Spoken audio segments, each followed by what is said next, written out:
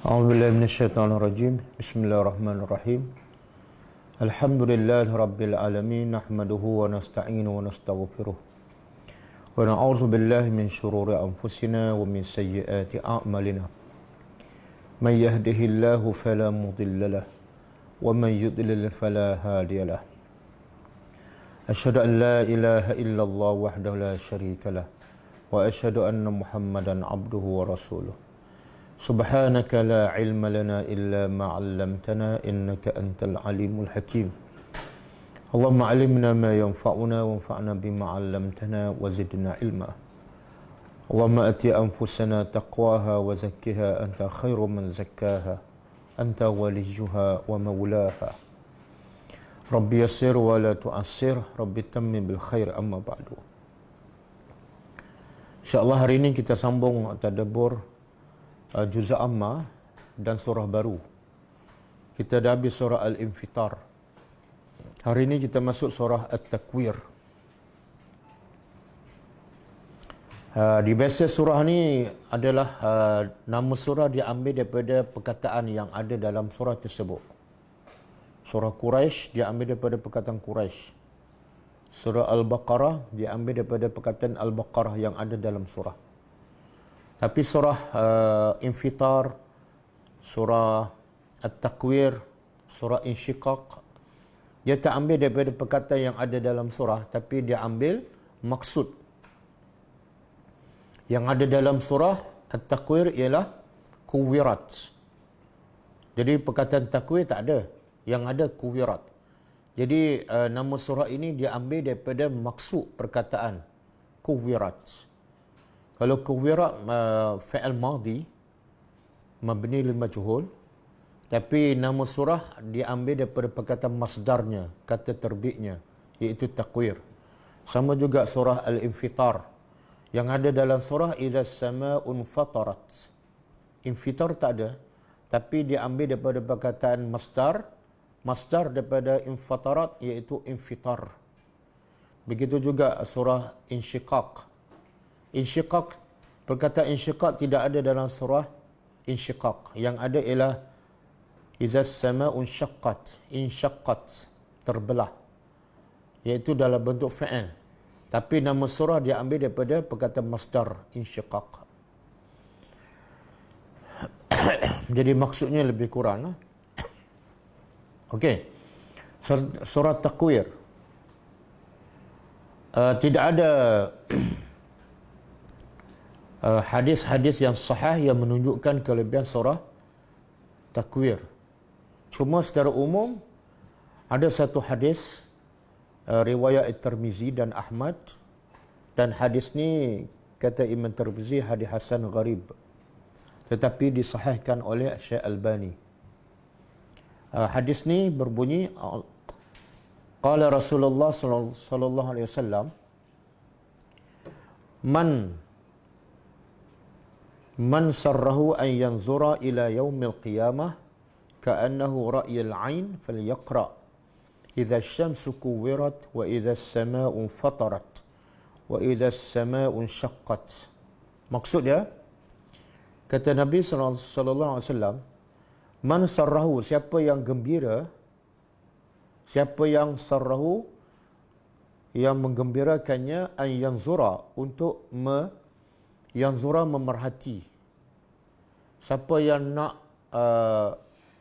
melihat ataupun memerhati ila yaumil qiyamah, pada hari kiamat, suasana pada hari kiamat, ka'annahu ra'yal 'ain, seolah hari kiamat itu ra'yal 'ain, nampak depan mata dia sendiri. Bukan dia dengar cerita, tapi nampak macam betul-betul berlaku. Maka Nabi kata fal yaqra, bacalah idza syamsu kuwirat, surah At-Takwir, idza syamsu kuwirat. Yang kedua, bacalah surah wa idza samaa'u fatarat, surah Infitar. Dan yang ketiga, bacalah wa idza samaa'u syaqqat, surah Insyiqaq. Jadi tiga surah ni, yang dua dah lepas, Infitar dengan Insyiqaq kita dah tadabbur. Ini adalah yang ketiga. Jadi semua cerita, tiga-tiga surah ni adalah cerita tentang hari kiamat. Tengok hadis Nabi. Nabi kata siapa yang gembira untuk memerhati. Siapa yang gembira untuk memerhati suasana hari kiamat, seolah dia nampak berlaku depan mata dia. Yang zura ni memerhati, Nabi tak kata yusyahid. Yusyahid mana menonton, menyaksikan. Kenapa Nabi kata gembira bila memerhatikan suasana hari kiamat? Bahkan Nabi kata seolah dia melihat dengan mata kepalanya. Sedangkan dia, Nabi kata baca 3 surah ni. Jadi baca dengan tengok dua benda yang sangat berbeza. Jadi soalan pertama, kenapa Nabi kata gembira sedangkan suasana hari kiamat itu menakutkan? Kenapa?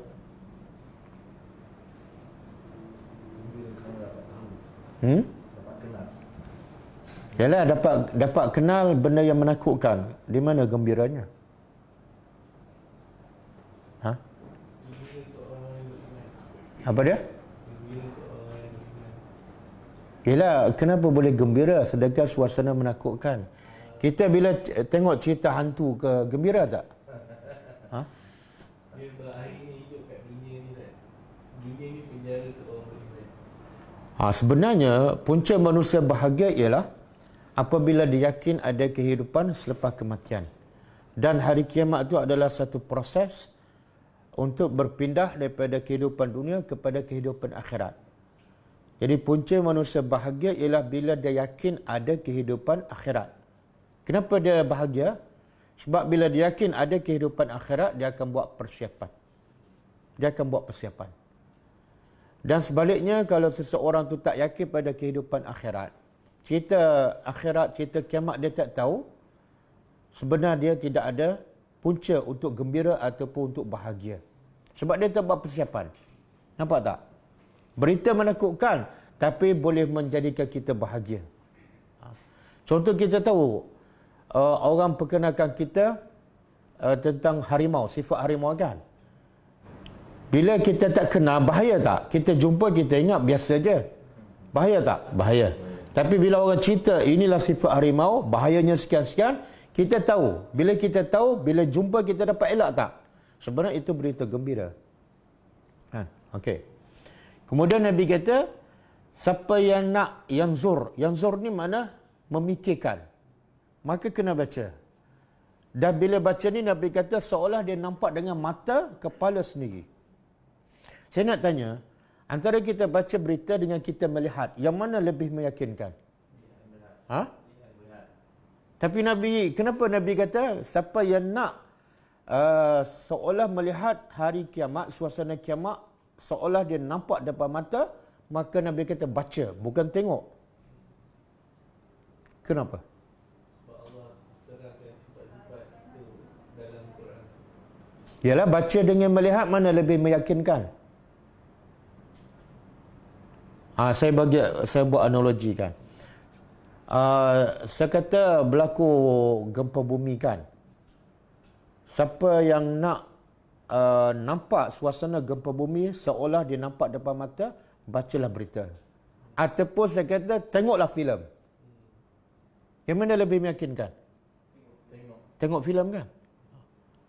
Jadi kenapa Nabi kata baca? Oh.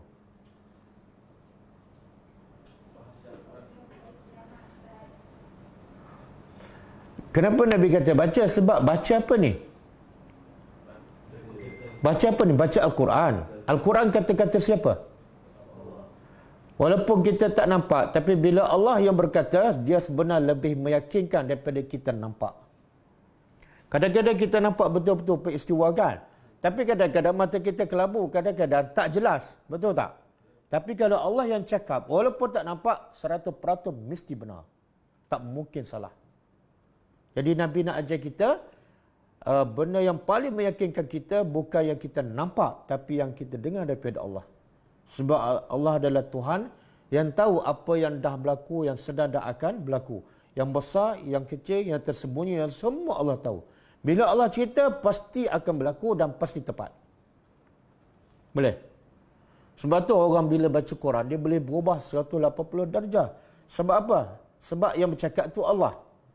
Tapi kalau kita dengar kata-kata manusia, kita berubahkan. Itu tertipu. Sebab manusia ni ada kelemahan. Kadang-kadang mungkin betul, mungkin salah. Mungkin hari ini betul, minggu depan salah. Tapi kalau Allah yang bercakap, betul untuk selama-lamanya. Okey. Jadi sekarang, kita akan tengok suasana kiamat seolah kita nampak depan mata. Caranya apa? Kita tadabbur 3 surah ni. 2 surah kita dah. Al-Infitar dan Insyiqaq kita dah tadabbur.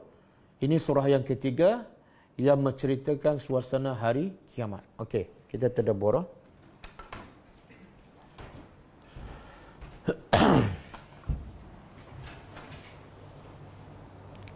A'udzubillahi minasyaitonirrajim. Iza. Surah ni surah Makkiyah. Surah Makkiyah.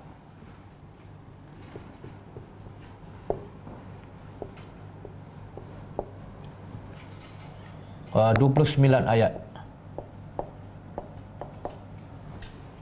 Surah Makkiyah makna surah yang turun sebelum hijrah. Dan kita tahu kan, biasa surah Makkiyah ni banyak menceritakan tentang hari kiamat, pasal akidah. Dan ada pendapat mengatakan surah ni turun selepas surah Al-Masad. Okey. Iza, apabila. Asy-Syams, matahari. Sebelum tu kata Ibn Abbas, Allah menceritakan suasana cerita pasal hari akhirat ni dalam surah At-Takwir dalam 12 ayat. 12 ayat. 6 ayat pertama iaitu akhir kehidupan dunia. Suasana kiamat tu sebenar cerita tentang akhir kehidupan dunia. 6 ayat. Ayat 1 hingga 6. Kemudian ayat 7 hingga 12 cerita awal selepas kebangkitan.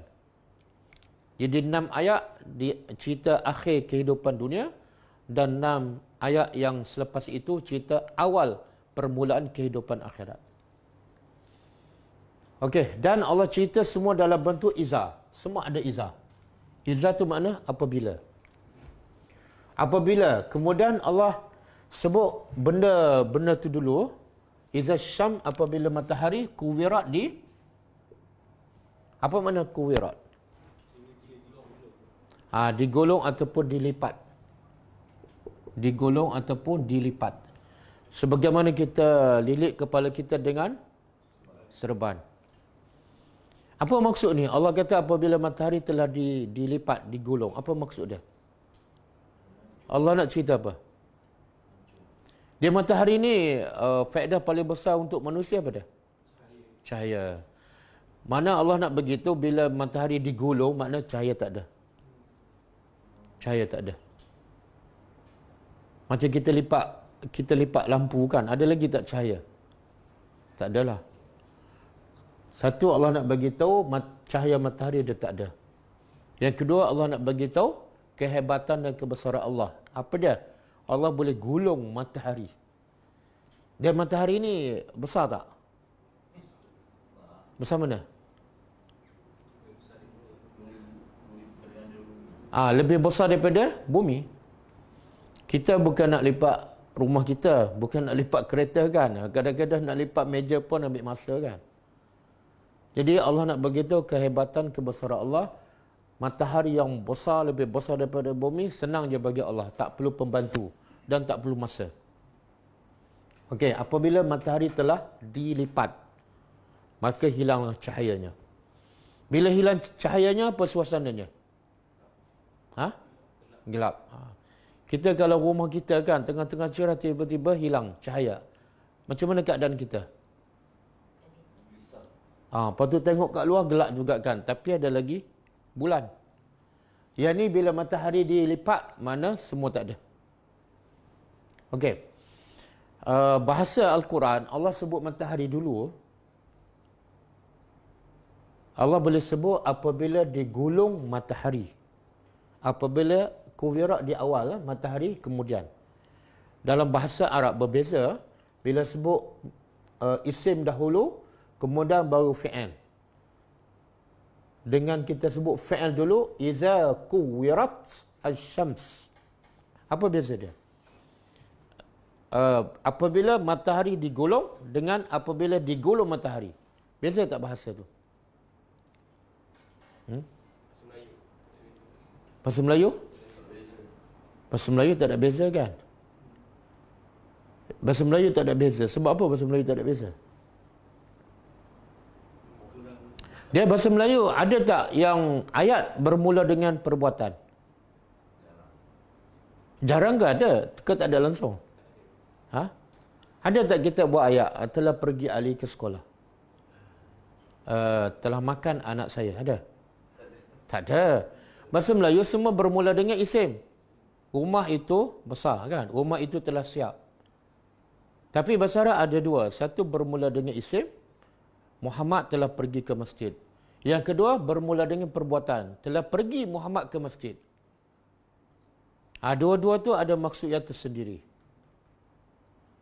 Jadi Allah boleh je buat ayat macam ni. Iza apabila kuwirat syams.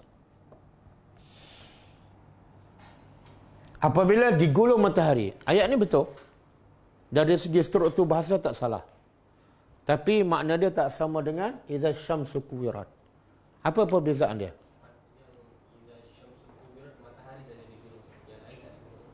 Ya ni? Kemungkinan common ke? Tak ada lah. Lepas tu tak ada kan? Tak ada. Wow, tak ada. Dia kalau kita sebenarnya Allah nak suruh kita betul-betul rasa terkejut. Ayat yang mana lebih menunjukkan kita akan rasa lebih terkejut dan lebih gempak lah. Sebut matahari dulu ke ataupun sebut digulung dahulu? Ha? Kenapa matahari? Ha? Kalau sebut digulung kan kita relax je. Mungkin digulung tikar. Tapi bila sebut matahari, kita dah bayang matahari besar kan, memberi cahaya banyak faedah. Tiba-tiba ayat digolong, lagi menakutkan. Mana bila Allah sebut matahari dulu, Allah nak fokus pada apa? Bukan digolong. Tapi benda yang digolong apa dia? Sesuatu yang menakutkan. Itu tadabbur. Orang Melayu tak rasa apa tu. Okey, apabila digolong matahari, mana cahaya dia padam. Gelap kan? Okey. Bila gelap, ada sikit lagi cahaya-cahaya. Selain pada matahari yang keluarkan cahaya pada bulan. Lagi? Allah nak beritahu. Matahari, cahaya yang paling terang matahari, itu pun dah tak ada. Mungkin ada lagi bulan dan bintang. Maka Allah sebut seterusnya, wa iza, dan apabila an-nujum. Nujum apa dia? Bintang-bintang ataupun cakrawala, termasuklah sebenarnya bulan. Bintang-bintang. Inkadarat. Apa makna inkadarat? Inkadarat mana? Berguguran. Kalau sebelum ni, wa izal kawakibun tasarat. Wa izal kawakibu dengan nujum sama.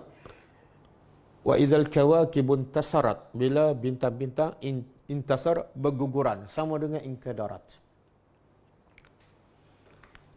Apabila bintang-bintang yang masih ada saki-baki cahaya pun berguguran. Jadi keadaan menjadi apa? Semakin gelap. Tadi matahari dah hilang cahaya yang terang. Ada lagi saki-baki bintang. Tiba-tiba bintang pula berguguran. Lagi suasana gelap. Lagi suasana menakutkan. Kemudian wa izal jibalu, dan apabila jibal ni gunung-gunung.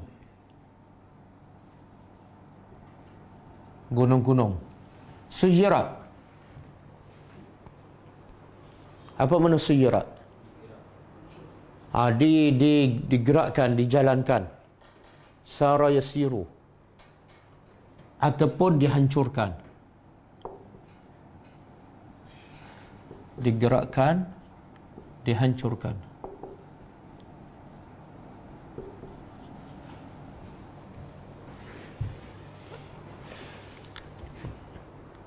Gunung, bila gunung, kenapa Allah sebut gunung?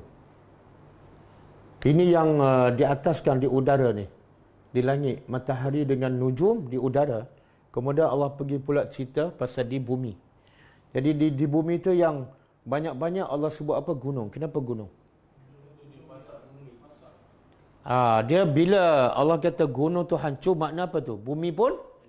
Kenapa? Sebab bumi ni boleh duduk diam, nampak tak bergerak kan?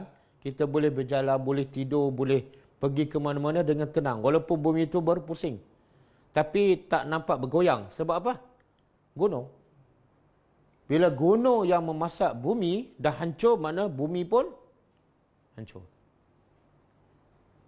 Satu. Yang kedua, Allah nak bagi tahu kebesaran dan kekuatan Allah, iaitu gunung yang paling kukuh, yang paling keras, Allah boleh hancur dengan apa? Kun fayakun.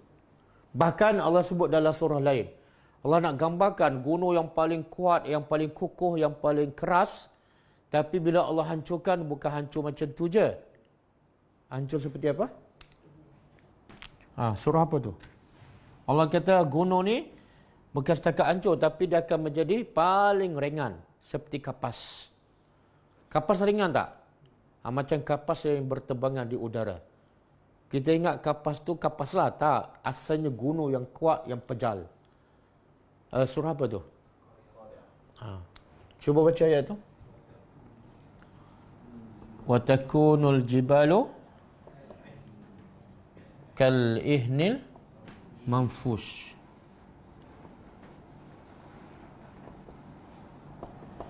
Al-qari'atu mal-qari'ah. Bila berlaku qari'ah, iaitu hari kiamat, manusia menjadi kal-farashil mabsus, seperti kelkatu yang berterbangan. Dan gunung pula menjadi kal-ihni, seperti kapas yang berterbangan di udara. Dan dalam surah An-Naba pun Allah sebut juga pasal gunung kan.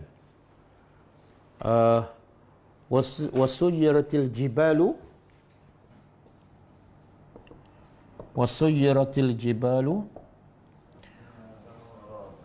fakanat saraba.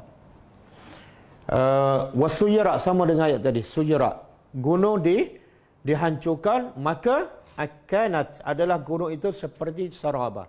Apa makna saraba? Saraba ni macam fata morgana. Kan, nampak macam ada, tapi sebenarnya tak ada.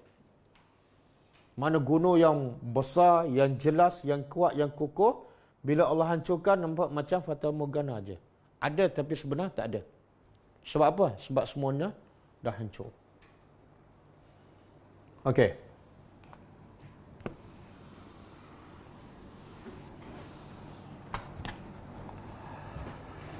Kemudian, apa lagi Allah nak bagi tahu? Kita boleh bayang tak? Kan Nabi kata kalau kita nak tengok suasana kiamat macam depan mata kita, baca surah ni kan. Mula-mula matahari dah dilipat, mana cahaya dia hilang, dah gelap. Kemudian ada sedikit lagi cahaya daripada bintang, itu pun berguguran, gelap, lagi gelap. Kemudian gunung pula hancur, bumi pun hancur. Cuba bayangkan, suasana sangat-sangat gelap, tak nampak apa. Tiba-tiba bumi pula bergoyang dan gunung pula hancur. Macam mana suasana kita masa itu? Katalah berlaku gempa bumi di waktu malam kan. Rumah kita semua hancur. Macam mana perasaan kita? Dalam keadaan hancur, rumah runtuh tapi tak nampak apa-apa. Menakutkan. Kemudian, masa tu kita cari apa? Kalau waktu malam berlaku gempa bumi, rumah kita pun hancur, kita cari apa masa tu? Cari tak masa tu telefon? Kita pergi tengok tak BMW kita kat luar? Tak. Kenapa? Masa tu harta yang paling mahal, yang paling kita sayang, yang kita duk cari 30 tahun, yang kita simpan 50 tahun, semua tak ada nilai. Jadi Allah kata wa izal isya, dan apabila isyar, apa makna isyar? Isyar daripada asyaratun. Asyaratun apa makna? 10. Jadi isyar ni sebenar ialah apabila unta betina yang sedang mengandung 10 bulan. Jadi isyar ni daripada asyaratun. Unta betina yang mengandung 10 bulan. 10 bulan tu dekat-dekat nak beranak lah tu. Apa dia? Bila unta betina yang mengandung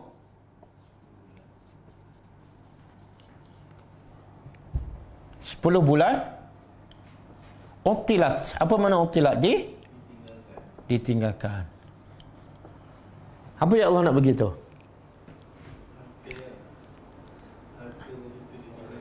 Suasana yang gelap, dah hancur semua. Maka harta yang paling orang Arab sayang ketika itu, semua tak ada nilai satu sen pun.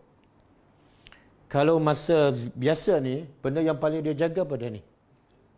Orang Arab masa tu, unta, harta yang paling dia jaga ialah unta betina yang mengandung 10 bulan. Kenapa? Bila mengandung, dia akan melahirkan unta yang lain.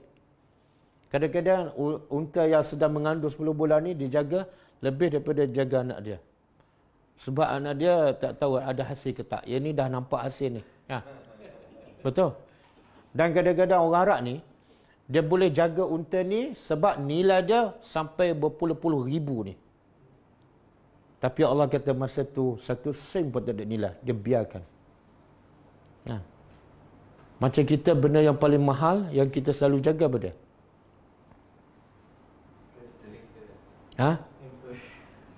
Kereta kan.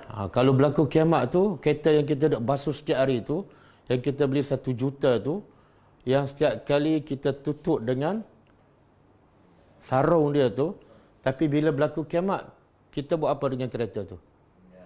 Tak ada. Semua hilang.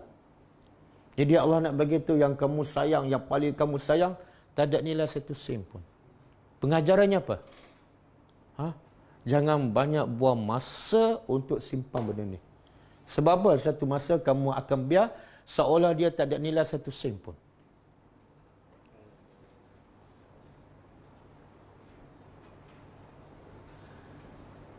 Okey.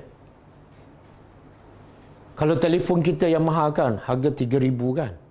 Kalau berlaku kiamat, kita masuk poket kau, kita campak aja. Tak ada. Tak ada nilai satu sen pun. Jadi jangan banyak buang masa kepada benda yang sebenarnya tak membantu kita bila berlaku kiamat. Okey, kemudian apa lagi berlaku? Wa iza. Dan apabila wuhush. Apa makna wuhush? Binatang liar. Husyirat. Husyirat ni hasyarah. Fahasyara fanada. Kata Fir'aun. Allah kata cerita pasal Fir'aun. Fahasyara fanada. Apa maksud dia? Fir'aun hasyara. Hasyara makna jamaah, kumpul. Kumpul tukar-tukar sihir untuk berlawan dengan Musa. Fanada, lalu diseru. Jadi husyirat ni makna dikumpul.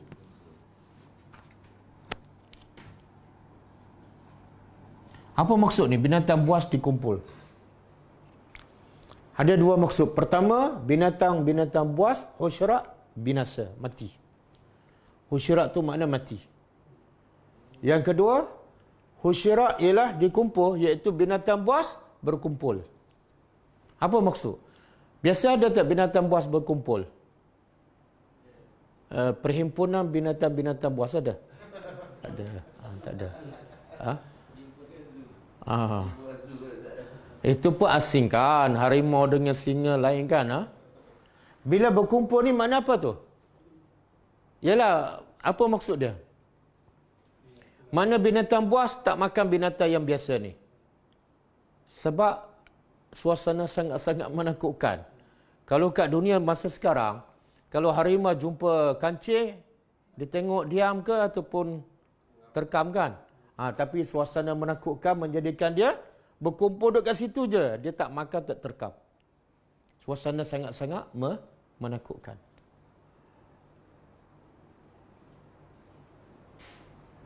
Jadi kalau masa ni kita jumpa binatang buas, tak payah lari. Tak payah lari. Sebab apa? Dia takkan terkam kita. Okey. Kemudian, wa'iza. Dan apabila bihar. Bihar apa makna? Dia jamak, mufrad dia apa dah? Al-bahru. Al-bahru satu. Kalau bihar mana? Laut-laut. Mana banyak tak laut? Banyak. Ada laut merah kan? Ada laut apa lagi? Laut Cina Selatan. Dan apabila laut-laut. Sujirat apa mana? Kalau sebelum ni kita jumpa ayat dalam surah Infitar kan? Wa izal biharu fujirat. Yang ni sujirat. Apa beza? Fujirat ni daripada fajar. Laut-laut itu akan memancar dan melimpah. Jadi daripada banyak laut akhirnya menjadi satu laut. Dan kita tahu kan laut dengan tanah ni mana lebih banyak? Laut berapa peratus?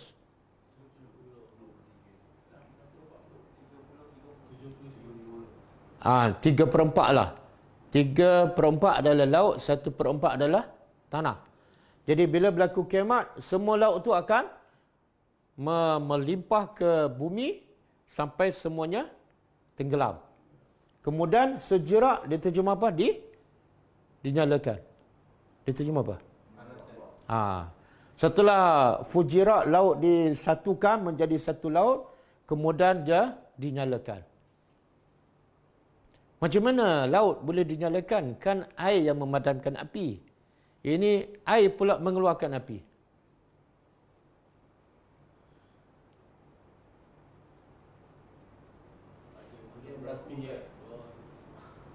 Ada orang buat kajian, dalam dasar laut tu ada api. Kan? Jadi api tu boleh duduk dalam air. Sebagaimana kalau di akhirat besok, dalam api boleh tumbuh tumbuhan. Yang orang kafir kata apa? Muhammad dah gila dah. Mana ada dalam api keluar pokok syajaratul zakum. Pernah tak siapa yang tanam pokok durian musakin dalam api? Tak ada kan? Bila dalam api makna terbakar hanguslah. Tapi dalam api neraka boleh tak tumbuh-tumbuhan? Boleh. Jadi tak mustahil lah. Kat dunia pun dalam laut tu ada sumber api di paling bawah sekali. Dan akhirnya bila berlaku kiamat, semuanya terbakar. Apabila laut-laut dibakar. Dan bila dibakar, semua kering air laut. Semua kering. Okey, habis. Itu 6 ayat itu adalah cerita pasal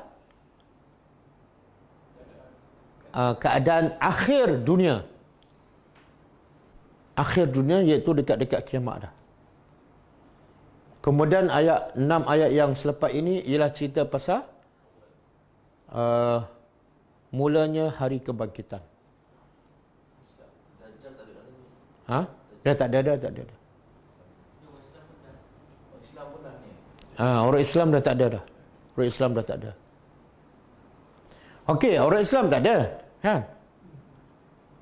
Mana kita sempat tak suasana ni? Sempat ke tak? Memang tak sempat lah. Kalau kita sempat, kita bukan orang Islam lah. Sebab masa ni tak ada orang Islam. Kita tak sempat. Kalau kita tak sempat, apa faedah kita dengan cerita yang kita pun tak akan ada ketika itu? Ha? Memang tak akan jumpa pun. Kita tak tahu iman kita kat akhir tu kita beriman atau tidak. Kalau tak beriman, kemungkinan dia jumpa. Jadi orang beriman untuk elak kejadian ni. Jadi kan dia aku nak Memang kita tak sempat dah. Sekarang berapa umur? 50 kan? Ada 20 tahun lagi. Ini lambat lagi ni, ha? Lambat lagi ni. Imam Mahdi tak datang lagi, Dajjal pun tak lagi, Nabi Isa pun tak turun lagi, lambat lagi. Jadi kita akan mati sebelum suasana kiamat ni. Jadi soalnya kenapa? Kita apa faedah, apa kebaikan kita tahu cerita ni, sedangkan masa berlaku kita dah tak ada. kita tahu kebesaran Allah. Jadi kita jadi orang beriman kerana kita mencari semua yang Dia sebenarnya Allah boleh tak nak jadikan kiamat tanpa langit pecah, tanpa matahari terbelah? Boleh tak? Boleh je. Okey, sekarang tanpa berlaku kiamat, tapi semua kamu mati dan kamu akan pergi ke akhirat. Boleh je. Tapi kenapa Allah hancurkan?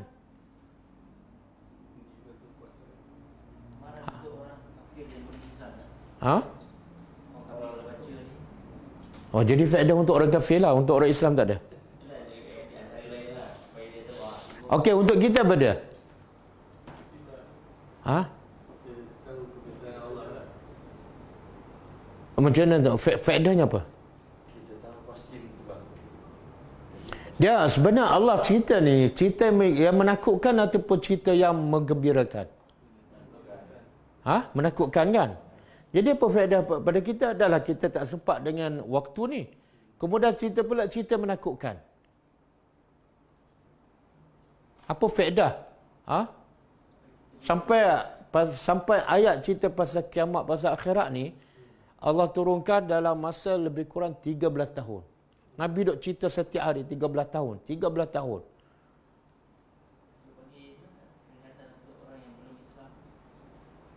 Okey, untuk orang bukan Islam jelaslah kan. Sebab mereka tak percaya pada hari akhirat kan. Okey untuk mereka, tapi faedah untuk kita. Sebab bila berlaku ni kita tahu kehidupan dunia ni dah berakhir. Dah mulalah kehidupan akhirat. Dan kita akan mula masuk syurga lepas tu. Kita berjaga-jaga. Bila Allah cerita benda yang menakutkan, walaupun kita tak akan ada ketika ini, Allah nak apa tu? Supaya kita buat persiapan kepada sesuatu yang menakutkan. Kalau suasana kiamat dah menakutkan, sebenarnya suasana selepas kiamat lagi beribu kali dahsyat. Kenapa? Sebab masa kiamat ni tak ada hisab. Tak ada balasan. Yang Allah nak ialah hari pembalasan. Jadi Allah nak kita takut pada suasana hari pembalasan. Dengan Allah cerita permulaannya suasana ni. Kalau suasana ni dah menakutkan, cuba kamu bayangkan. Di pada masa matahari ada, bukan dilipat. Tapi, dah masa tu ada apa-apa tak? Kita bogel, rumah pun tak ada, anak isteri pun cabut lari. Dan kita pun bogel dan melautan manusia dengan ada yang membandingkan peluh yang tenggelam dengan peluh masing-masing. Kan? Ada yang setakat leher, ada setakat perut, ada setakat buku lali. Jadi sebenarnya suasana selepas kiamat lagi menakutkan. Jadi Allah cerita sebagai permulaan, suasana ini menakutkan. Tapi ingat suasana yang selepas kiamat pun Allah akan cerita ni. Lagi menakutkan, maka buat persiapan. Walaupun yang ni kamu tak sempat. Tapi dengan suasana yang menakutkan, bayangkan suasana selepas hari kiamat lagi menakutkan. Maka buat persiapan untuk menghadapi suasana yang lagi dahsyat daripada suasana kiamat. Apa dia? Buat dengan amal soleh. Sebab manusia tak mungkin beramal soleh kalau tidak ada rasa takut. Betul? Betul kan? Ramai yang tak solat sebab apa? Tak rasa takut. Ramai yang buka aurat sebab apa? Tak ada rasa takut.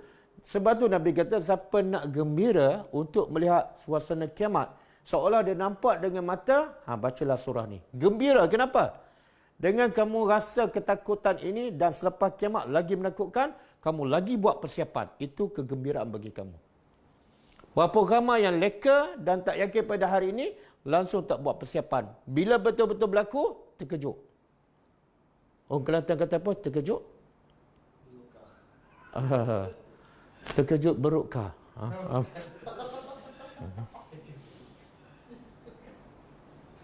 Okey.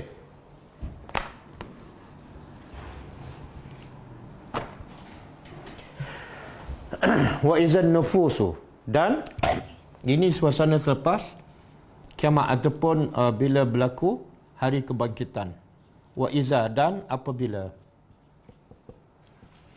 Tengok bahasa Al-Quran. 12 ayat ni semua ada iza. Semua ada wa iza. Allah boleh buat ayat macam ni. Dan apabila matahari telah dilipat, bintang-bintang berguguran, gunung diperjalankan, dihancur, unta-unta betina diabaikan tanpa sebut iza. Boleh je. Macam bahasa Melayu lah kan. Apabila rumah telah hancur, kereta pun dah rusak. Tapi apabila rumah telah hancur, apabila kereta telah rusak, apabila anak-anak berguguran, apabila kipas jatuh. Semua ada apabila. Berbeza. Apa beza dia? Mana Allah nak begitu, setiap satu peristiwa ni seolah berlaku berasingan. Kalau tanpa izah ni seolah macam berlaku sekaligus. Belum dia kurang menakutkan. Jadi Allah nak begitu, setiap peristiwa berlaku berasingan.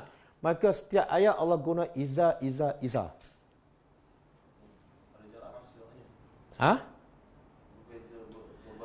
Ulama kata jarak masa tak. Dia mungkin berlaku dalam satu hari, tapi berturutan. Okey. Sebab tu Allah kata apa? Orang yang betul-betul tadabbur Al-Quran. Allah kata kalau Quran turun ke atas gunung boleh pecah. Bila dia faham, dia tadabbur. Dan kalau manusia yang baca Quran, manusia boleh apa dia? Wa iza innamal mu'minuna allazi iza dzukirallah wajilat qulubuhum. Hati dia rasa gemetar, dan wa iza tuliyat alim ayatu zadatuhum, mesti bertambah iman. Kalau dia tadabbur satu persatu, bahkan setiap huruf, setiap perkataan. Tapi kalau tak tadabbur, bukan dia terkejut, bukan dia pingsan, dia tertidur. Okey, apabila nufus, apa makna nufus? Jiwa. Ini masuk ayat ke-7 ialah suasana hari kebangkitan. Apabila jiwa zuwijat. Apa makna zuwijat? Zuwijat dipasangkan. Azwaj. Kan? Apa dia? Yang kita selalu baca doa. Rabbana hablana min azwajina. Wahai Tuhan, berilah pada kami, dan wa azwajina, dan kepada pasangan-pasangan kami. Jadi zawijat ni makna dipasangkan. Apabila jiwa-jiwa dipasangkan, apa maksud dia?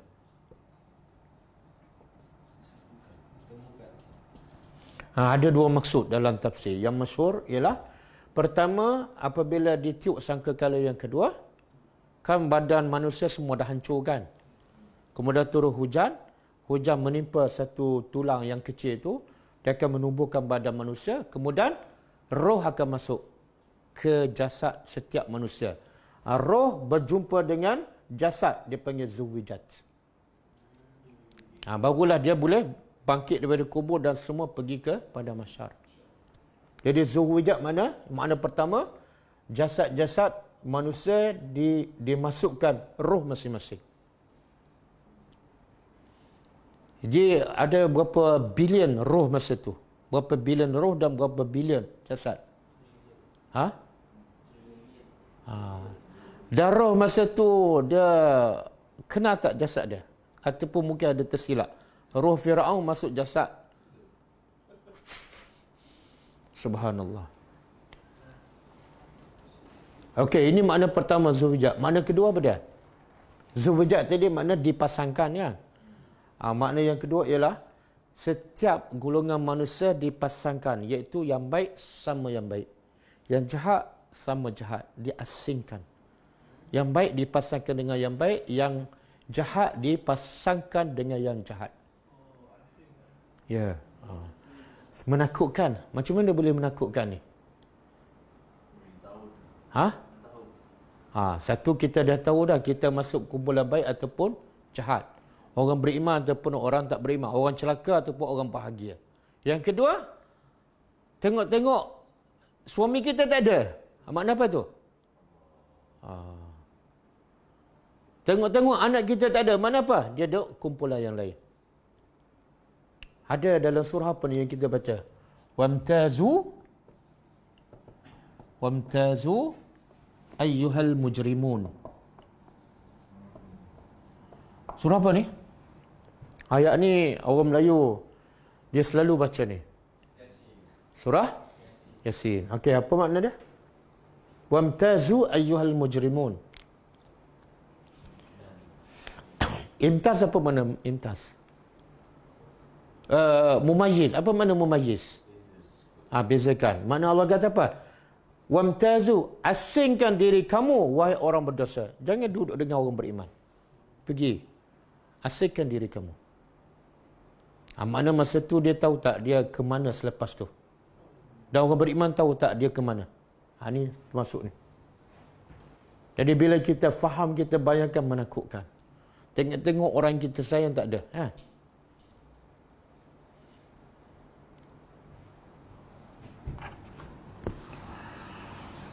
Apa lagi yang menakutkan? Wa izal mau'u, dan apabila mau'udatu daripada wa'ada makna tanam. Wa'ada tanam hidup-hidup. Kalau mau'udah anak perempuan yang ditanam hidup-hidup. Bahasa Arab dia panggil wa'dul banat. Wa'dul banat mana? Tanam anak perempuan hidup-hidup. Jadi di sini apa makna dia? Dan apabila anak perempuan yang ditanam hidup-hidup. Apa dah? Su'ilat. Ditanya. Dia refer kepada apa ni? Orang musyrikin Mekah. Apa orang musyrikin Mekah buat bila diberitahu anaknya adalah perempuan? Cuba buka surah An-Nahlu ayat 58. Surah An-Nahlu ayat 58.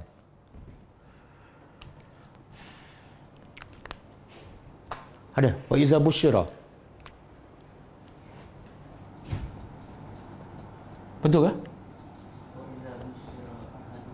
Wa iza busyira ahaduhum bil unsa dhalla wajhuhu muswaddan wa huwa kazim. Ayat 59. Yatawara minal qaumi min su'i ma busyira bihi. Apa dia? Ayumsikuhu ala hunin am yadussuhu fit turabi. Ala sa'a ma yahkumun. Okey, cuba tadabbur ayat ni. Allah nak rakam, Allah nak ceritakan bagaimana keadaan orang jahiliah Mekah. Macam mana perasaan mereka. Bukan kepada orang lain ni, kepada anak sendiri. Bukan anak zina. Apa dia? Wa iza busyira. Cuba terjemah. Dan apabila busyira diberi khabar gembira ahaduhum kepada salah seorang daripada orang musyrikin Mekah. Apa khabar gembira? Bil unsa. Unsa apa dia? Kamu dulu mana ada scan-scan kan? Tapi mungkin ada ramalan lah, kata kamu akan dapat anak perempuan. Ataupun dah lahir, anak kamu adalah perempuan. Maka apa sikap orang musyrikin Mekah? Zalla wajhu muswaddan. Muka dia terus berubah. Muswaddan ni hitam dan nampak berkerut. Kenapa? Wahwa kazim, dalam keadaan dia marah. Kenapa anak perempuan ni? Kemudian lepas tu yatawara minal qaumi. Bapa ni yang diberitahu anak dia perempuan, selain pada muka dia berubah, dia marah, kemudian yatawara, dia sembunyikan. Dia nak menyembunyikan minal qaum, daripada kaum, daripada orang ramai, min su'i, daripada keburukan apa yang diberi kegembiraan dengannya. Berita tu pada zahirnya gembira sebab dapat anak, tapi sebenarnya berita buruk. Apa dia? Anak perempuan. Jadi dia pun mengelak daripada orang ramai. Dia tak nak bagi tahu, tak nak dah heboh-heboh. Sebab apa? Sebab bagi mereka anak perempuan sial.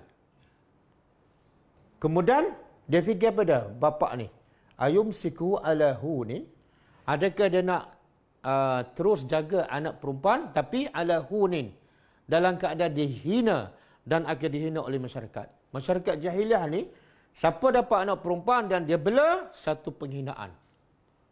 Satu penghinaan. Jadi bapa ni dalam dilema. Sama ada nak simpan anak perempuan tapi dalam kehinaan, am yadussuhu fit turab, ataupun apa? Yadussuhu. Tolak dalam tanah, iaitu tanam hidup-hidup. Dalam dilema. Kenapa dia nak bunuh sangat anak perempuan? Kenapa dia malu? Kan dia lahir daripada perempuan. Kenapa dia malu? Apa dah? Sebab dia orang kafir ni yang tak ada akidah, dia hidup nak seronok, nak duit, nak harta kan. Jadi siapa yang paling banyak membantu mak bapak untuk dapat harta, untuk dapat kemuliaan? Lelaki. Perempuan ni susah nak cari makan kan. Lemah, lembek kan, kadang-kadang dizalimi. Kemudian kalau berlaku peperangan, siapa yang akan bantu? Lelaki. Jadi bagi mereka, perempuan ni adalah menimbulkan masalah atau sial. Cuba buka surah Al-Isra ayat 31. Sehingga turun ayat Allah larang mereka membunuh. Surah Al-Isra ayat 31.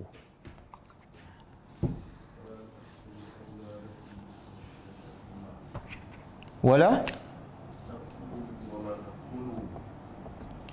taqtulu auladakum khasyata imlakin. Nahnu narzuquhum wa iyyakum. Inna qatlahum kana khit'an kabira. Okey, cuba terjemah. Allah kata apa? Jangan kamu bunuh anak-anak kamu hanya kerana khasyata, takut, imlak. Imlak mana? Fakir. Jangan. Punca utama orang musyrikin Mekah bunuh anak perempuan sebab takut fakir. Kalau anak lelaki, okey, dia boleh cari rezeki sendiri. Maka Allah beritahu jangan bunuh. Sebab apa? Kenapa tak jangan bunuh? Nahnu narzuquhum. Kami yang bagi rezeki pada anak tu. Anak yang kamu risau tak boleh makan, tak boleh bagi rezeki, sebenarnya anak kamu, kami bagi rezeki, bukan kamu. Bahkan bukan kami saja bagi rezeki pada anak yang kamu risau tak dapat rezeki. Wa iyyakum. Kamu yang risau anak tak dapat rezeki, kamu pun kami bagi. Tengok Allah nak betulkan cara berfikir kan. Sekarang ada tak pemikiran jahiliah sekarang ni? Ramai tak? Dia kata saya tak boleh anak ramai sebab gaji tak besar. Maka Allah kata apa? Kamu boleh hidup sampai sekarang, Allah bagi rezeki, bukan gaji kamu. Jadi kalau kamu Allah bagi rezeki, anak kamu pun Allah juga. Kenapa nak takut? Beranak aja. Okey. Jangan takut. Okey? Kemudian kita balik pada ayat ni. Apabila berlaku kiamat, bila berlaku hari kebangkitan, antara benda yang Allah sebut yang paling besar pada, iaitu apabila anak perempuan yang ditanam hidup-hidup disoal. Sebenarnya siapa yang bersalah? Mak, bapa ataupun bapa yang menanam ataupun anak yang ditanam? Sepatut yang disoal siapa? Mak bapak. Tapi sekarang, kenapa anak yang ditanya? Dan anak ni yang ditanya ni, masa dia dibunuh, dikecilkan. Tak tahu apa. Dia macam ni. Ada beberapa riwayat lah bagaimana orang musyrikin bunuh anak kalau anak dia perempuan. Pertama, bila dia nak beranak tu, dia gali lubang siap lah. Bila keluar je anak perempuan, terus dia campak. Baru lahir, tengok anak perempuan, terus dia campak, terus dia kambus. Ada pendapat mengatakan dia gali lubang, kemudian isteri dia duduk atas lubang tu. Kalau tengok jatuh anak perempuan, terus kambus. Kalau jatuh anak lelaki, dah angkat. Itu cara pertama. Iaitu di saat pertama mula lahir. Yang kedua, dia tunggu anak tu besar dulu sampai memayis. Bermain apa semua kan. Bila dah umur 5-6 tahun, dia pun bawa anak dia pergi padang pasir, dia gali lubang.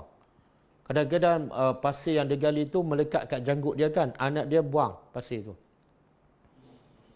Kemudian dah gali lubang siap, dia bawa anak dia ke tepi, tengah-tengah anak dia main, terus dia tolak, terus dia kambus. Ini panggil mau'udah, ditanam hidup-hidup. Makna apa tu? Allah nak begitu manusia, khususnya orang kafir jahiliah, masa Nabi mula diutuskan, dah tak ada rahmat langsung. Dia kalau tak ada rahmat kepada anak, mana apa tu? Kepada orang lain? Lagilah. Bahkan lebih teruk pada binatang buas. Harimau, dia makan anak orang. Tapi anak dia tak makan.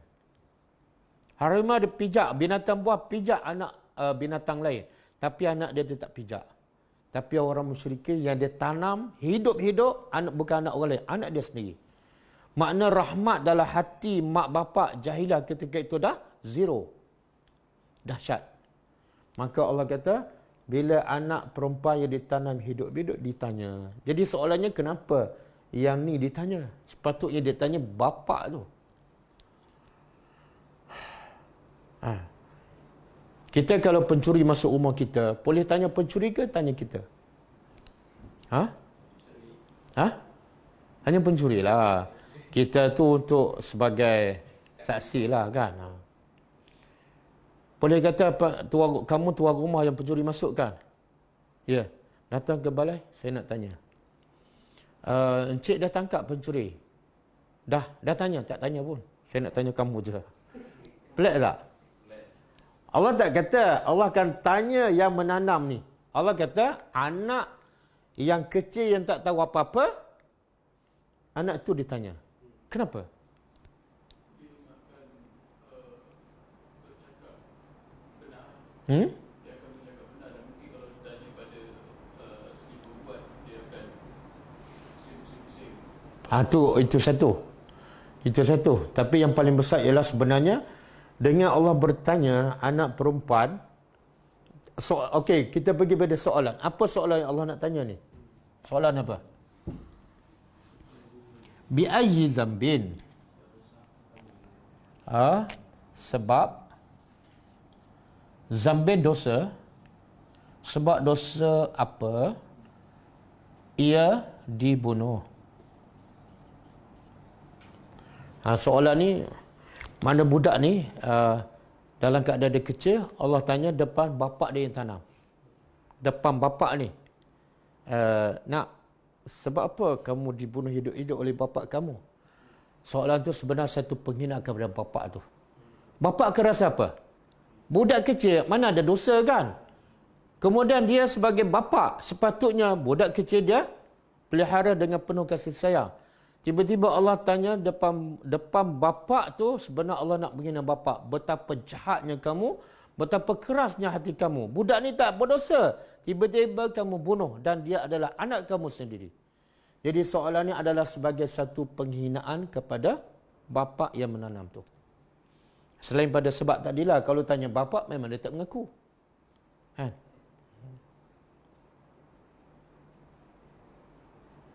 Okey? Jadi budak ni kalau ditanya dia akan jawab apa? Dia akan jawab apa? Wahai Tuhan, aku tak ada dosa. Itu satu penghinaan. Jadi Allah nak bagi tu tengok teruknya kamu ni. Anak kamu tak ada dosa, macam mana kamu boleh bunuh? Okey. Dan ulama kata sebenarnya orang akan bertanyalah, kenapa dosa ni je ditanya? Kenapa yang ni Allah highlightkan? Itu amalan masyarakat lain lah tentu. Tapi dosa banyak tak? Banyak.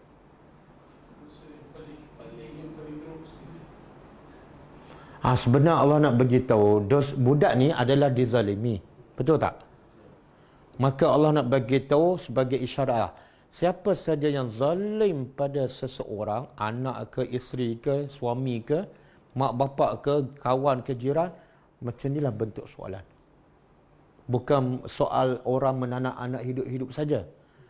Siapa saja buat zalim pada orang, dia akan ditanya satu persatu. Termasuklah, ulama kata, siapa yang membunuh anak. Ada tak sekarang orang bunuh anak?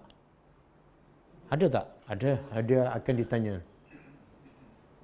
Itu bunuh anak masa dah anak hidup. Ada tak yang bunuh anak sebelum anak keluar? Akan ditanya. Kenapa kamu gugurkan anak kamu? Semua akan disoal. Bahkan ulama kata, ada orang membesarkan anak dan dia tak bunuh. Tapi dia bunuh agama anak itu pun akan disoal. Kenapa kamu tak bagi didikan agama pada anak kamu? Sebenarnya kamu tak bagi didikan agama, lebih kurang kamu bunuh dia. Betul tak? Bila anak kamu jahil agama, ke mana dia? Ke neraka. Yang ni, ke mana anak kecil yang dibunuh ni? Ke syurga. Tapi kamu tak bunuh secara fizikal. Tapi kamu bunuh agama dia. Kamu tak bagi didikan agama. Bapa ni akan disoal. Mak ni akan disoal. Kenapa kamu tak ada masa nak ajar agama pada anak kamu? Kenapa kamu tak ada masa nak ajar solat pada anak kamu? Kamu ada masa pagi, petang, siang, malam berpuluh tahun untuk bagi dunia pada anak kamu. Tapi sekali seminggu pun tak ada masa untuk ajar anak kamu agama. Kenapa? Akan disoal. Boleh?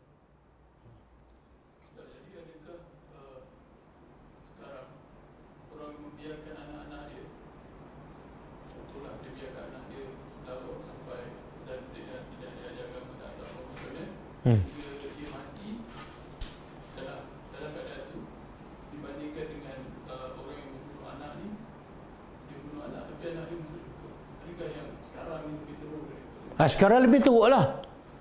Sekarang lebih teruk. Sebab apa? Sebab apa yang dia buat tu menyebabkan anaknya masuk neraka. Yang ni apa yang dia buat menyebabkan anak dia masuk syurga. Yang anak masuk syurga pun bapa akan disoal. Sebab dosa tetap dosa. Tapi kalau dia tak bunuh anak, tapi menyebabkan anak masuk neraka, dia double.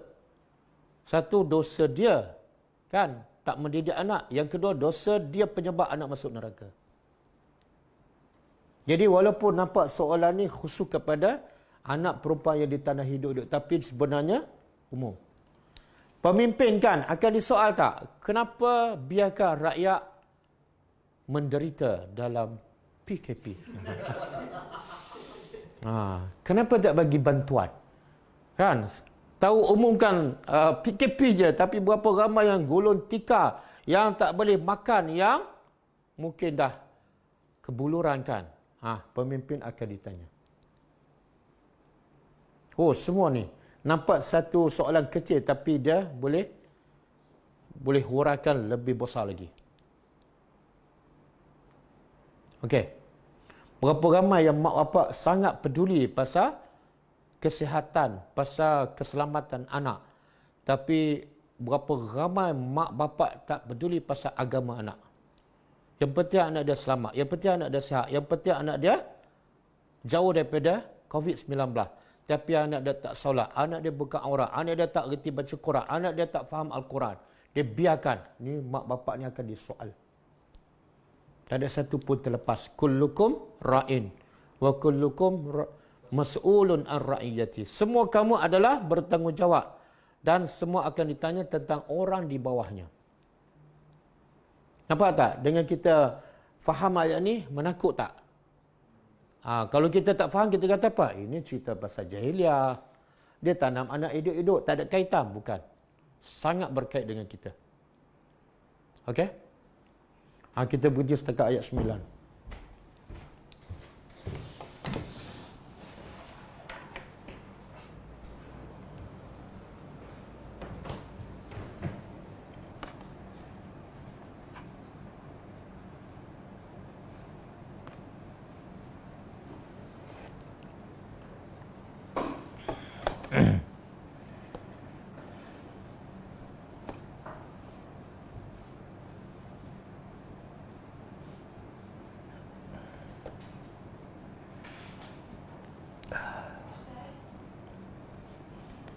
Okey, ada soalan? Ya. Sekejap tak dengar.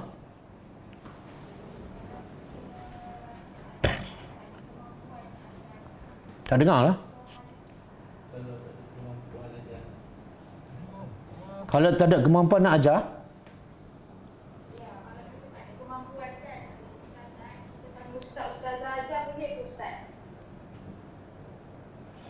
Boleh, tak ada masalah. Dia asalnya tanggungjawab mendidik anak ni tanggungjawab mak bapak asalnya. Allah kata apa? Ya ayyuhallazina amanu qu anfusakum wa ahlikum nara. Wahai orang beriman, jagalah diri kamu. Ini Allah cakap pada siapa? Mak bapak. Jagalah diri kamu dan wa ahlikum, anak isteri kamu daripada neraka. Jadi asal tanggungjawab ialah kepada mak bapak. Tapi kalau mak bapak tak reti agama, kewajipan yang kedua, mak bapak kena belajar agama. Wajib belajar. Macam mana mak bapak tak belajar agama, kemudian dia lepas tanggungjawab kepada sekolah, kepada ustaz kan. Sedangkan yang akan risau di akhirat, mak bapak. Jadi, kewajipan kedua, kalau mak bapak tak reti agama, mak bapak kena belajar. Kena belajar. Sebab itulah kalau nak pilih masa nak kahwin, yang pertama kita kena pilih yang mana? Yang comel, yang handsome, yang kaya ataupun yang beragama. Yang beragama. Nabi kata apa? Taribat tiada. Kalau kamu pilih yang beragama, beruntunglah kamu. Kenapa? Kamu akan pandu anak kamu bukan setakat selamat kat dunia, tapi sampai ke akhirat. Tapi kalau pilih yang cantik, yang handsome, yang kaya, mungkin selamat kat dunia sahaja. Okey? Jadi, kalau mak bapak tak tahu agama, mak bapak wajib belajar, kemudian ajar balik pada anak. Okey, kalau dah belajar tapi tak pandai juga nak mengajar, dia boleh. Pilihan yang ketiga iaitu dia hantarlah anak ke sekolah agama ataupun panggil ustaz mengajar di rumah. Tapi saya nak bagi tahu, biasa yang hantar anak ke sekolah agama ni macam lepas batuk di tangga lah. Sebab sekolah agama ni dia tak boleh mendidik anak kita sebagaimana mak bapak didik. Dia tak mungkin sama. Dia sekolah, dia ada silibus dia. Silibus sekolah agama bukan nak menjadikan anak tu soleh, tapi nak menjadikan anak tu berjaya, dapat CJ dan seterusnya, boleh sambung pelajaran ke universiti dan bekerja. Itu je. Sebab tu kalau kita tengok, kadang-kadang akhlak pelajar sekolah agama kadang-kadang lebih kurang je. Kan? Nama je keluar sekolah agama. Tapi tengok akhlak lebih kurang. Sebab silibusnya bukan nak mendidik pelajar menjadi anak yang soleh, pelajar yang soleh, menjadi orang yang beriman. Jadi, bila hantar anak ke sekolah agama, bukan mana mak bapak tu boleh lepas tangan. Dia kena pantau. Kalau nampak tak berubah akhlak, dia kena carilah sekolah yang terbaik. Ataupun dia sendiri mengajar kat rumah. Mak bapak tak akan lepas dia soal ni di akhirat besok. Soalan khas untuk mak bapak. Okey. Jika seseorang anak meninggalkan solat atau berbuat dosa, adakah arwah ibu dan bapa menanggung azab dosa anak dalam kubur? Kalau anak-anak buat dosa, adakah mak bapak menanggung? Tak. Allah sebut jelas dalam Quran surah Fatir.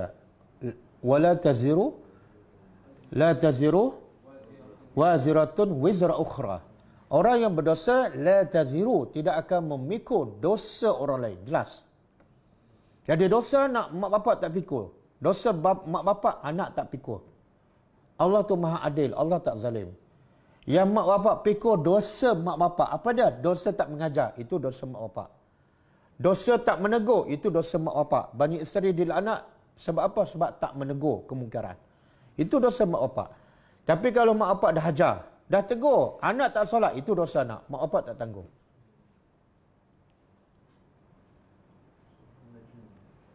Surah An-Najm.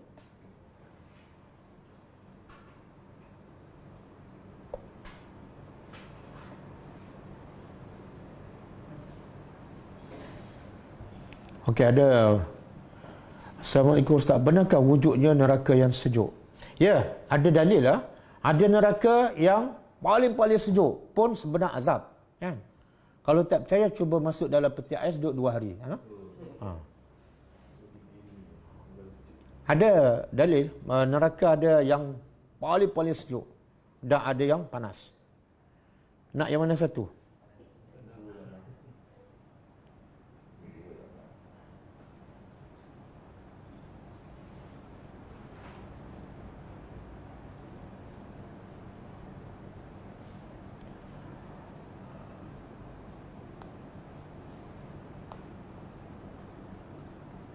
Assalamualaikum Ustaz. Benarkah wujudnya neraka yang sejuk?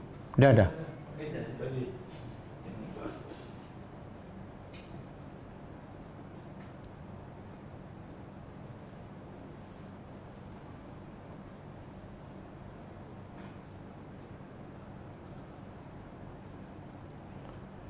Mana lagi soalan? Kurang soalan ini. Oh, tak ada.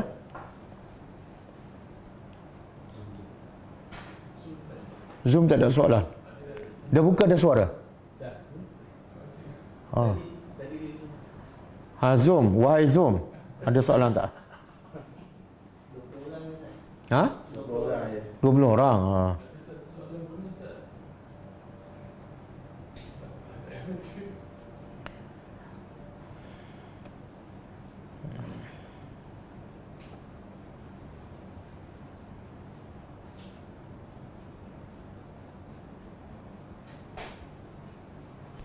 Yang seseorang tak memikul dosa orang lain, ada surah Fatir ayat 18. Surah Fatir ayat 18. Seseorang itu tidak akan memikul dosa orang lain. Wala taziru waziratun wizra ukhra.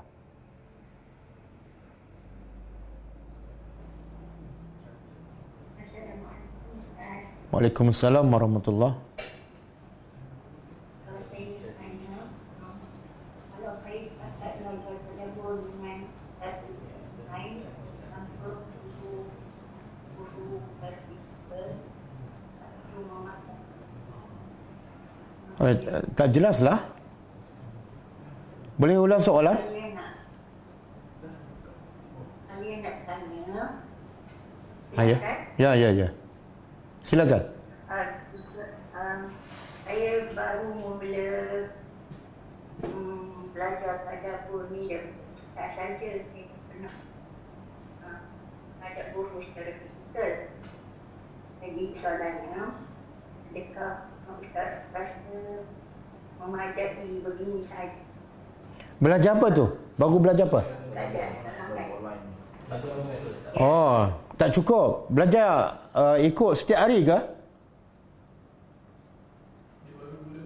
Kadang-kadang saya pergi YouTube Ustaz, saya pergi yang lama-lama, saya belajar di situ juga lah. Tak ada, okey. Dia tadabbur Al-Quran ni wajib belajar setiap hari.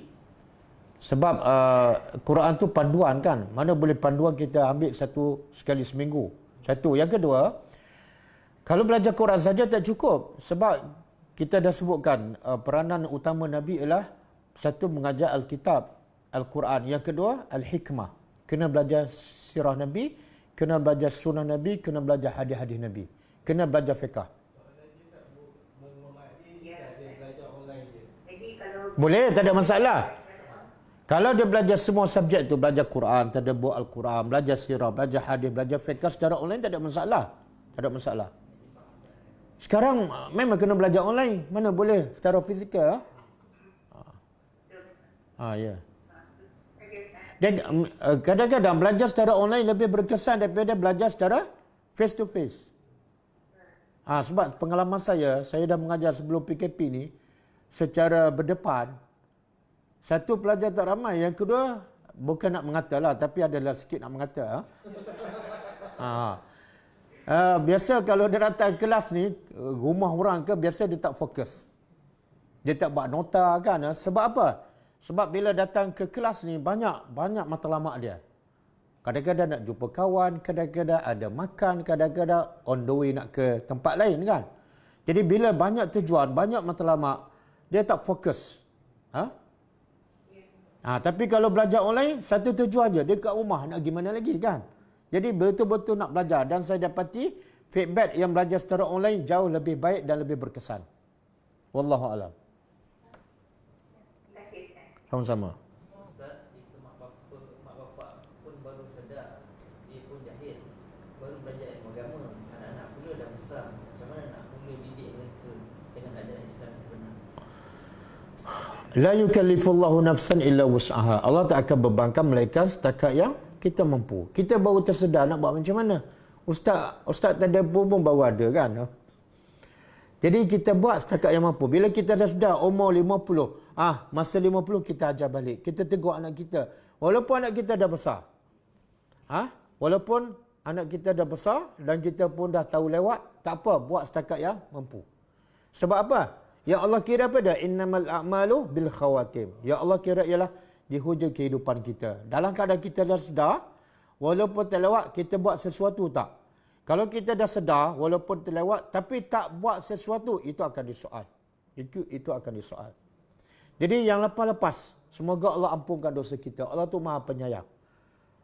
Tapi sekarang bila kita sedar, kita kena buat sesuatu setakat yang kita mampu. Wallahu a'lam. Kalau hanya 3 amalan yang dalam kubur dapat nikmat, bagaimana yang meninggal sebelum dapat anak? Doa siapa yang boleh diperoleh? Tak, kalau dia meninggal sebelum dapat anak, doa siapa yang boleh membantu dia? Sebenarnya doa ni bukan daripada anak sahaja. Doa daripada orang beriman. Kan Allah ajar sifat orang beriman daripada dalam surah Al-Hasyr. Sifat orang beriman sentiasa berdoa kepada saudaranya yang telah meninggal. Rabbana ighfir lana wa li ikhwanina allazina sabaquna bil iman.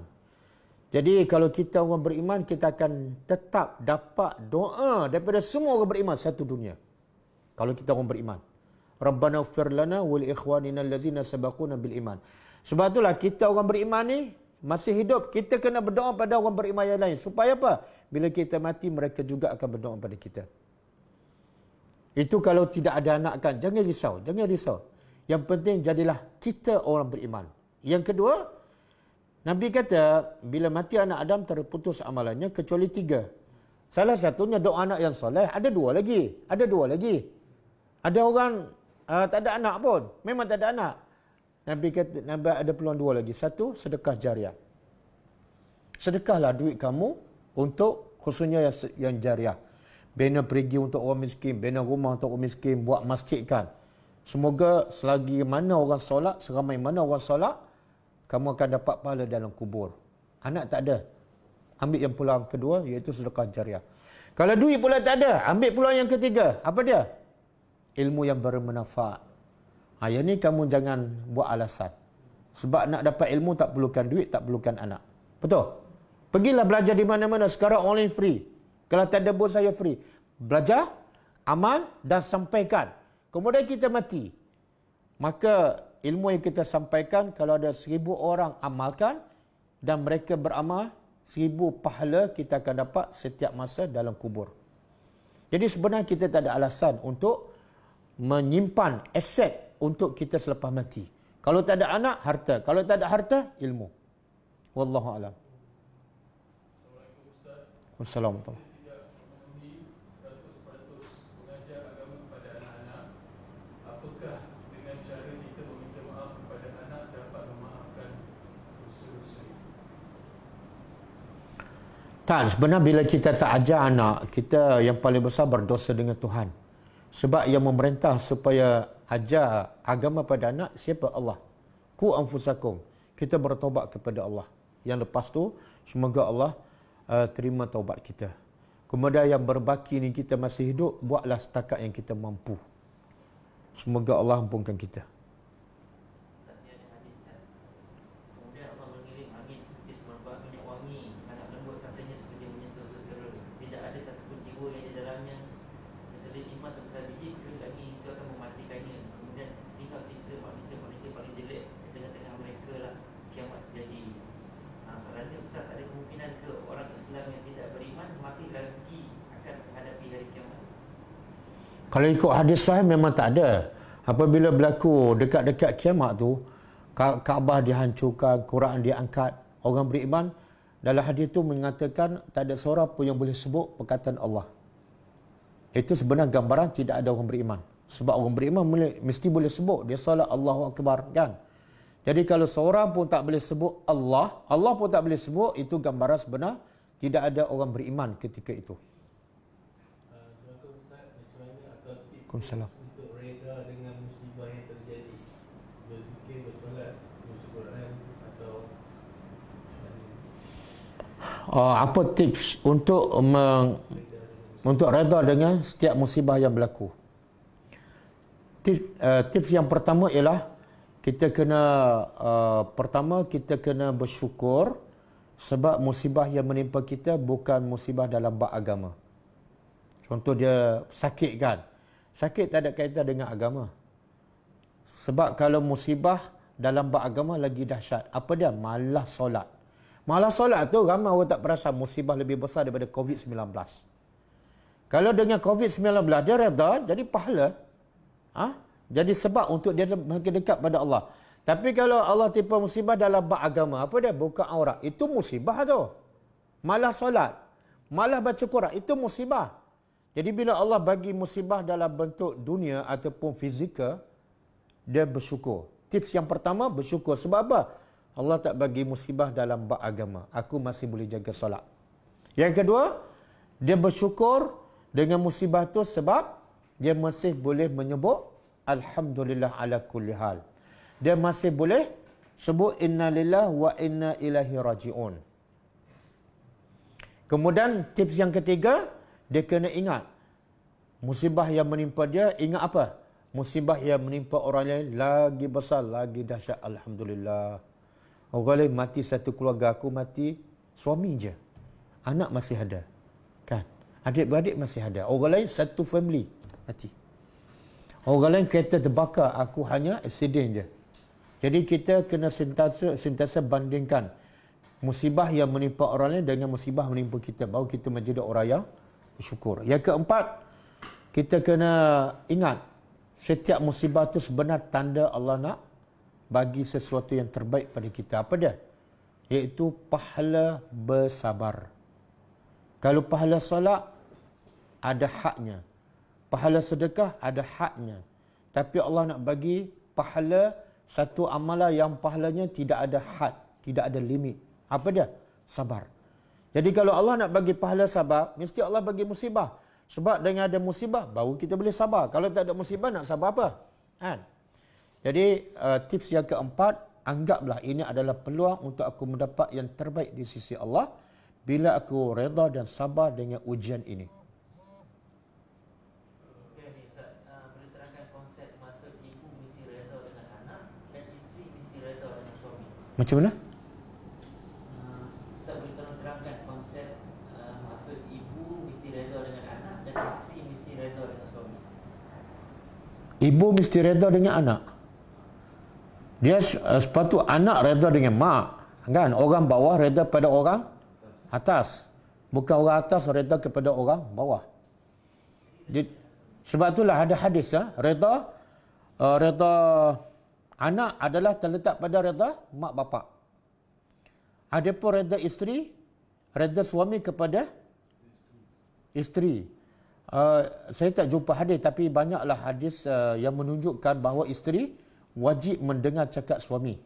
Bahkan Nabi sebut dalam satu hadis, kalau perempuan ni salat 5 waktu, kemudian puasa bulan Ramadan, kemudian dengar cakap suami. Bila dengar cakap suami, dia kena redha lah. Selagi mana suami tidak suruh benda yang haram. Kemudian yang keempat, dia menjaga maruah dan harta suami bila suami tiada di rumah. Maka Nabi kata kalau perempuan buat 4 benda ni, dia dijamin masuk syurga dan boleh masuk syurga mana-mana pintu syurga yang 8. Ya, dia boleh jaga solat 5 waktu. Dia boleh puasa bulan Ramadan. Tapi banyak perempuan sangkut yang kat mana ni? Nak taat suami. Jadi taat suami ni bukan benda yang kecil lah. Sebab itulah kalau kadang-kadang kita geram sangat pada suami kan. Jadi kita pun jadi nak lawan dia. Jangan. Bila kita lawan suami sebenar, bayangkan kita lawan arahan Tuhan. Allah kata dengar cakap suami selagi mana dia tidak suruh benda yang. Bila kita taat pada suami, bayangkan aku sedang taat perintah Allah Subhanahu Wa Taala. Jangan tengok muka suami. Tengok muka suami geram je kan. Ingat ini adalah perintah Allah. Aku nak syurga je. Aku nak syurga. Jadi aku kena dengar cakap Allah Subhanahu Wa Taala. Tak biasa tak kalau belajar tapi tidak share dengan keluarga terdekat. Belajar agama lah. Dia kalau kita belajar agama tak share pada keluarga terdekat kan. Kalau kita masak dan keluarga terdekat perlukan makanan dan kita tak share, apa orang anggap pada kita ni? Kedekut dan pentingkan diri. Itu baru share makanan. Ini tak share ilmu agama yang boleh membantu orang tu bahagia di akhirat. Kita lagi kedekut dan kita lagi pentingkan diri. Dan kita tidak ada rahmat dalam hati. Sebab tu banyak ayat surah Baqarah malam ni kita akan belajar. Allah melaknat orang yang tidak share ilmu. Allah melaknat orang yang tidak kongsi ilmu agama. Kita akan belajar malam ni insya-Allah.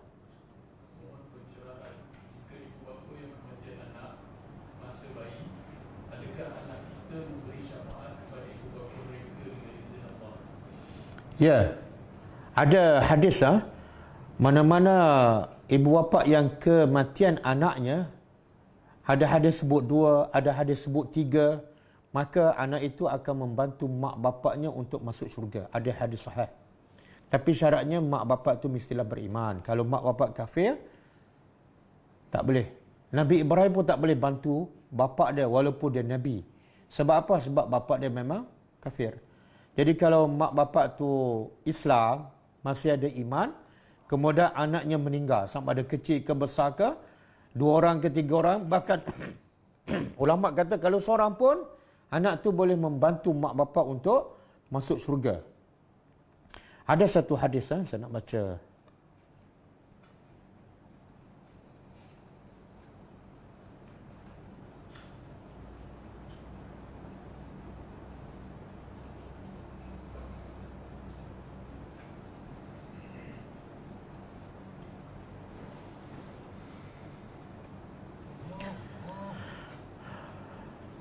Okey. Hadis ayyuma qala Rasulullah SAW ayyuma imra'atin mata laha salasatu minal walad kanu hijaba minan nar qalat imra'atun wasnani qala wasnani muttafaqun alaih wa fil hadis la yamutu li ahadin minal muslimina salasatu minal walad wa tamussuhu an-nar illa tahillatul qasam. Maksud dia Nabi bersabda mana-mana perempuan yang kematian anaknya 3 orang, maka anak itu akan menjadi penghalang ibunya daripada masuk neraka. Dan ada sahabat bertanya, itu 3, kalau 2? Nabi kata ya. Dan sahabat tak tanya dah seorang. Sebab apa? Sahabat takut. Bila sahabat tanya, kalau seorang? Nabi kata tak. Jadi sahabat tak tanya. Maka ulama kata seorang pun boleh. Seorang pun insya-Allah boleh membantu mak bapak masuk ke syurga. Kena solat jangan tak solat pula. Anak aku dah mati kecil, okeylah. Assalamualaikum warahmatullahi. Ada tak kitab tafsir atau kitab tadabbur yang bagus pandangan Ustaz?